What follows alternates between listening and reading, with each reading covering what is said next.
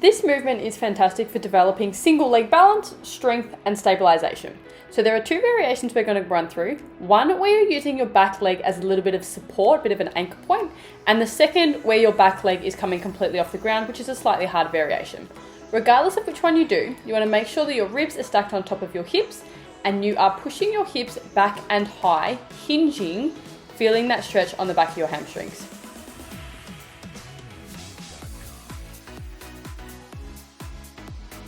One of the most common mistakes we see when it comes to this movement is squatting our hinge. So you'll notice here in this example that Hannah's hips are moving down towards the floor, her knee is moving forward over her toe, and her quad as a result is taking the load, as opposed to our hips and our glutes. The next common mistake we often see is allowing our hips to twist and turn, which as a result puts more load through one side of your body compared to the other.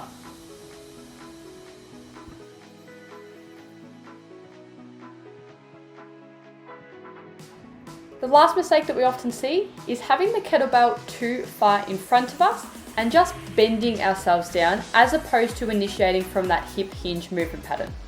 Instead, what we want to have a look at with this movement is initiating it from the top, making sure that our ribs are stacked on top of our hips, making sure that we are hinging our hips back and high to the wall behind us, feeling the stretch and pull on the back of those hamstrings. At the top of the movement, you want to be squeezing your glutes, your quads, and making sure that our trunk stays nice and tight.